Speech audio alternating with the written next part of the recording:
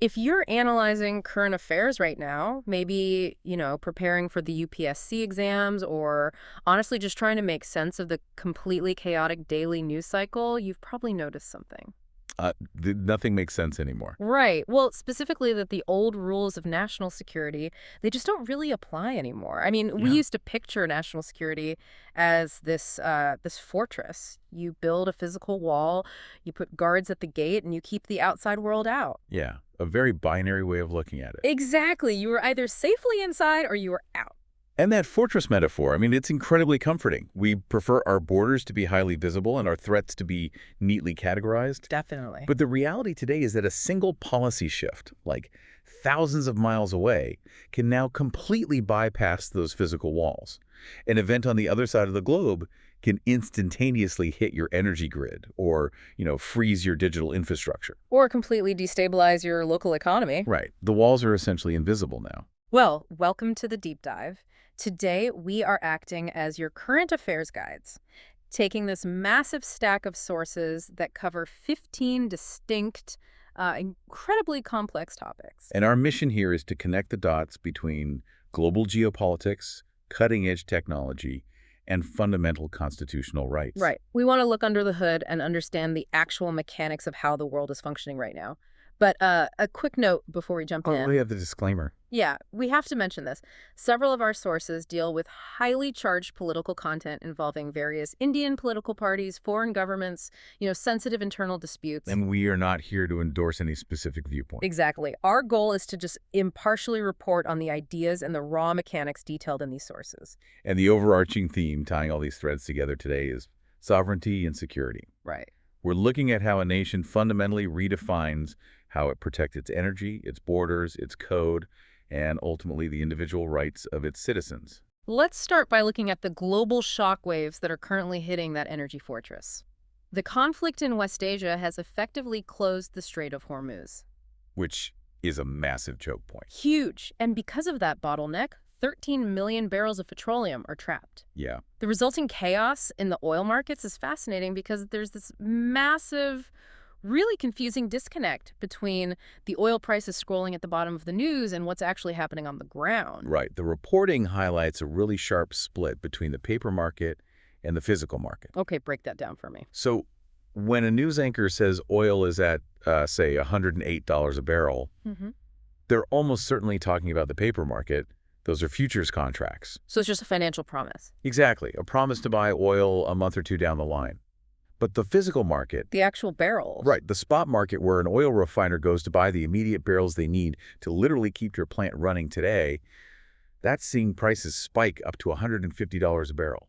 Okay, let's unpack this mechanism. It's like buying a concert ticket today from a scalper for $150 because the show is tonight versus pre-ordering a ticket for next year's tour at $108 because you desperately need it right now. That is a perfect analogy. You cannot run a complex industrial refinery on a financial promise for next month. Right, because if a refinery shuts down due to lack of crude, the restart costs are... They're catastrophic.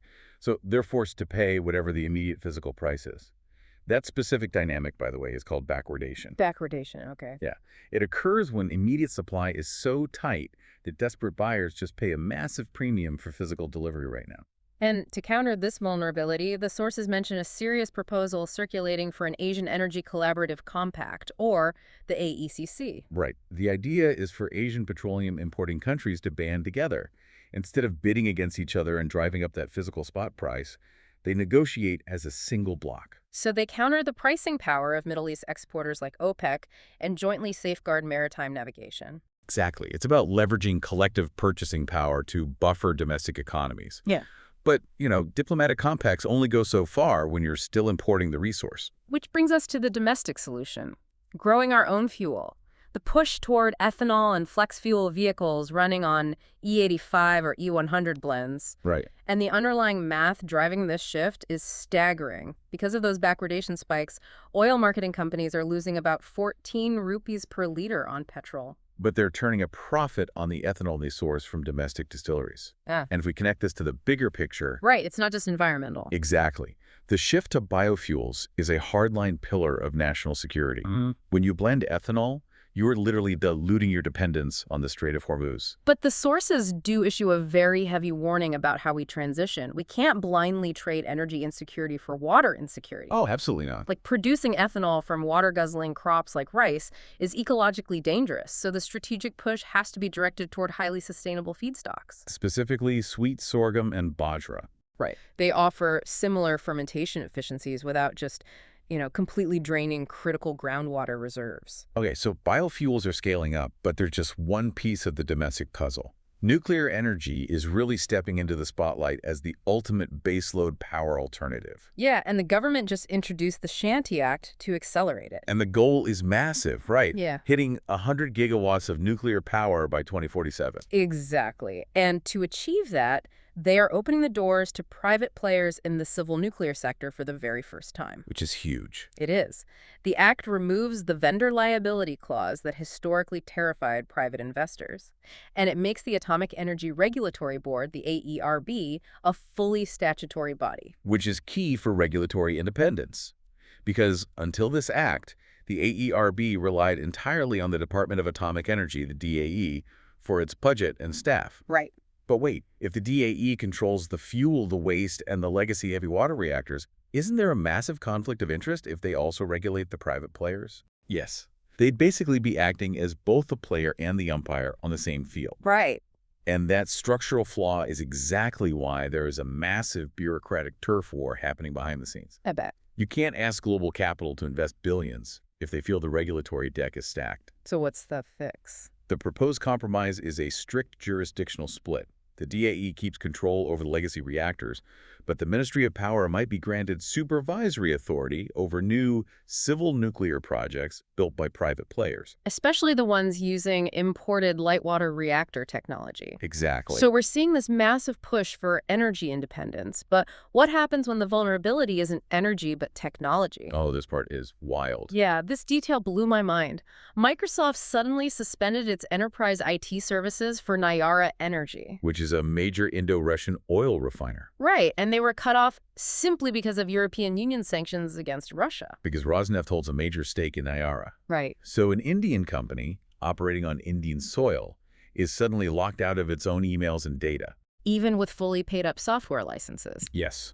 They were paralyzed by a sanction from a completely foreign jurisdiction. So what does this all mean?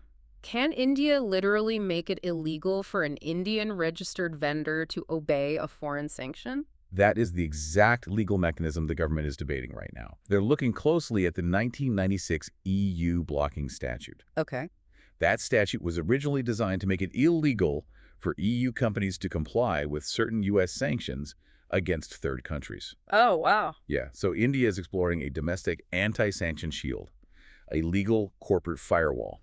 Meaning Indian subsidiaries of global tech companies would be mandated to keep providing services to domestic firms. Exactly. Nullifying the extraterritorial reach of any foreign sanctions trying to operate on Indian soil. It's a fascinating evolution of sovereignty, but physical borders and raw resource extraction still dictate massive geopolitical shifts, especially right next door. Oh, you're talking about Pakistan. Yeah. Look at what's happening with U.S. investments there. The Trump administration announced a staggering $1.3 billion investment for mining copper and gold in Pakistan's Baluchistan province. Specifically, the Reko Dekh reserves. And injecting that level of foreign capital into a highly volatile region has immediate, violent second-order effects. Right, because the Baloch Liberation Army, the BLA, which has been waging a separatist insurgency there for decades. They responded to the announcement with an unprecedented, highly coordinated attack. We're talking about 500 militants targeting multiple geographic areas and supply lines simultaneously. You can't just drop $1 billion into an active fault line and expect to quietly extract copper. No, you can't. The economic investment becomes a catalyst for kinetic conflict. Resource extraction is just entirely inseparable from the underlying political stability of the region. Because the BLA views it as an exploitative partnership between the state and outside powers. Exactly. And if this surge in violence creates a broader power vacuum near those deeply porous borders with Iran and Afghanistan, it threatens the entire neighborhood's supply chains. Right. Now, while Pakistan is dealing with that intense border turbulence, India is navigating its own very different kind of border contention with Nepal. Yes. Nepal's new Gen Z-led government under Prime Minister Balan Shah is actively protesting both India and China. Right, over the use of the Lipulekh Pass for the Kailash Mansarovar Yatra pilgrimage route. And this dispute relies on competing historical frameworks.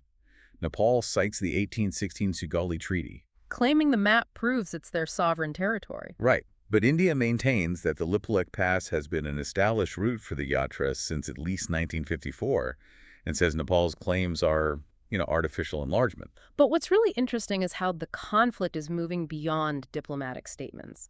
A new Nepalese 100 rupee currency note actually shows a map explicitly including this disputed territory. Which is a brilliant, if provocative, messaging tool. It feels like cartographic warfare. How does diplomatic dialogue even proceed when the dispute is literally in everyone's wallet? It definitely complicates things. From the Indian diplomatic perspective, it's viewed as a unilateral action that damages the environment for dialogue. Right. India insists that boundary issues must be resolved through quiet diplomacy based on historical evidence, not public posturing. Exactly. So we spent a lot of time on external borders. But the turnarounds on India's internal borders are arguably even more significant. Oh, absolutely. The situation in left-wing extremism areas. Yeah. Let's look at Bijapur and Chhattisgarh. Historically, this has been one of the absolute worst affected districts for the Maoist insurgency. Right. But this year, Bijapur ranked #1 in the entire state for Class 10 board exam pass percentages. Hitting an incredible 96.06%. Yeah. And the mechanism of how they achieved that is the real story. Yeah. I mean, yes, security forces neutralized 234 Maoists recently, which weakens the tactical strength. But kinetic force does not build a society. Right. The real governance victory is the educational strategy. The local administration used district monetary foundation funds. Which is money from local mining royalties.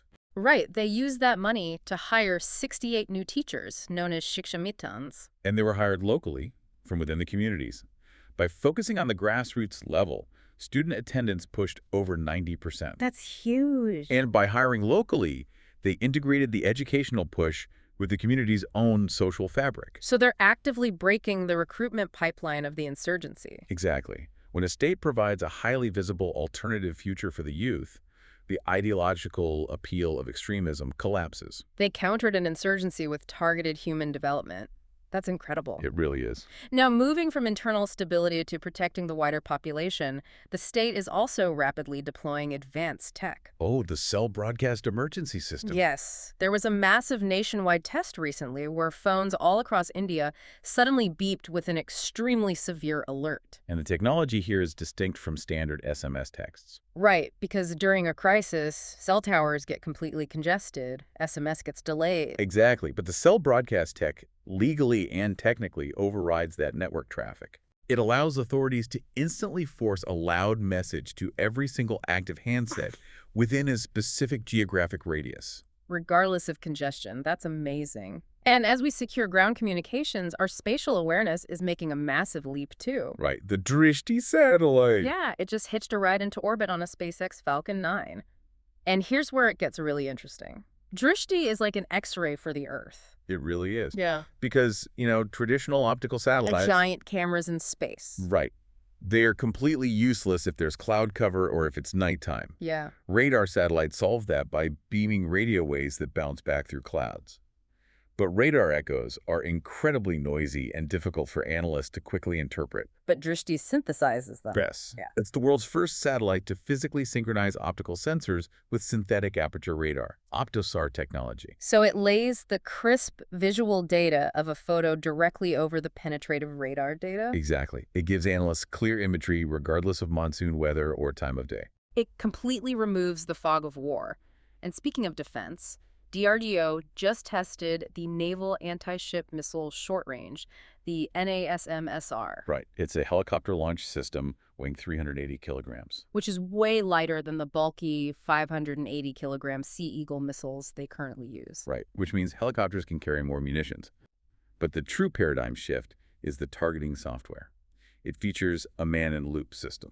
Meaning an operator in the helicopter can manually alter the missile's flight path mid-air. Exactly, which is absolutely critical for avoiding civilian merchant ships in crowded lanes like the Arabian Sea. And it has a specialized waterline hit capability. Yes, the software programs the missile to strike the target ship precisely where the hull meets the ocean surface. Which is the structural weak point. Right, a kinetic impact there causes catastrophic flooding, making it exponentially more likely to sink the target. So if you look at Drishti and NASM-SR, defense has fundamentally shifted from hardware mass to software precision. It has. But that reliance on software introduces a terrifying new vulnerability. Hardware is useless if our underlying digital infrastructure isn't sovereign. Yeah, the sources highlight a new artificial intelligence model out of the US called Mythos, developed by Anthropic. And it's reportedly so advanced at finding and patching cyber vulnerabilities that they're keeping it a strict secret. Right, under Project Glasswing, they're only allowing the US government and vetted vendors to access it. And some people are saying India needs to negotiate hard for access. But this raises an important question. Relying on a proprietary, foreign-controlled AI model is a massive supply chain risk. Because if diplomatic winds shift, access could be revoked with a single keystroke, just like we saw with Nayara Energy. Exactly. True cyber sovereignty requires India to build its own immune systems using free and open-source software, or FOSS, models. Right. You can't claim sovereignty if you don't control the source code protecting your power grids. No, you can't. But while we desperately need sovereign digital infrastructure, we're aggressively building massive physical infrastructure, and that almost always triggers friction. Like the new South Coast Railway Zone, SCORE. Yeah, the 18th Railway Zone, headquartered in Visakhapatnam, it's a huge economic boon for Andhra Pradesh, but Odisha is heavily protesting it. Because of the Palasi-Ichapuram railway section. Right. Odisha argues that transferring that 50-kilometer section strips a highly profitable, freight-heavy corridor away from their existing East Coast Railway Zone. It's a classic zero-sum tension between regional development and state-level revenue. And we see an even more intense tension down in the Andaman and Nicobar Islands. The Great Nicobar Mega Project includes a massive transshipment port. Right, but political opposition, specifically the Congress Party, is raising red flags because the port is in an ecologically hypersensitive coastal regulation zone 1A. And executing it requires cutting down vast swaths of primary tropical rainforest. Right, and to mitigate that, the government proposed funding compensatory afforestation in Haryana. Wait. Mathematically, how does planting trees in a semi-arid place like Haryana actually offset losing a tropical rainforest in the Bay of Bengal? I mean, it feels like trying to fix a flooded basement by patching a roof in another time zone. It doesn't replace what's lost. Right, and it's exactly the core of this profound ecological debate. You know, maintaining our impartial lens here, the friction is stark. The government views this megaport as a non-negotiable strategic necessity. And critics argue the environmental devastation is irreversible, and the mechanism of compensatory afforestation across the country is flawed. Exactly. It's an incredibly delicate balance. And that tension between state power and local boundaries extends to religion, too. Right. In Punjab, the state government passed an amendment mandating life imprisonment for Bibi, the intentional sacrilege of the Guru Granth Sahib. But the Akal Takht, the highest temporal seat of the Sikh religion, actually summoned the Vidhan Sabha speaker to oppose the law. Which seems completely contradictory at first. Right. Why oppose a law protecting your holy scripture? Well, the nuance is in how the legal mechanism could be applied. The Akal Takht is concerned the state law could be weaponized. Weaponized how? Well, many devout practitioners keep a sarup, a physical copy of the scripture, in their own homes. Okay. The fear is that political rivals could use this draconian law to frame innocent individuals, or that local priests could face life in prison just for accidental negligence. Rather than the state catching the actual culprits. Right. They feel the state is overstepping into internal religious affairs that require nuance, not just life sentences. That is a profound unintended consequence. So we've moved from maritime borders to digital code to religious boundaries. Let's finish with the most intimate boundary, the human body. The recent Supreme Court ruling on the medical termination of pregnancy, the MTP Act. Yes. They dismissed a curative plea by Hyams, which ultimately allowed a 15-year-old rape survivor to medically terminate a pregnancy at 30 weeks. And this ruling is a watershed moment for reproductive rights in India. Because 30 weeks is way beyond standard legal gestational limits. Right. The medical boards were hesitant. But the Chief Justice firmly stated that the physical and mental burden of an unwanted pregnancy, especially under these traumatic circumstances, cannot be forced upon the woman by the state. Wow. By allowing the termination, the Supreme Court elevated a woman's reproductive autonomy and bodily integrity above rigid medical paternalism. It effectively places the ultimate choice back into the hands of the individual. Yes. It rejects the idea that the state holds ultimate sovereignty over a citizen's physical body.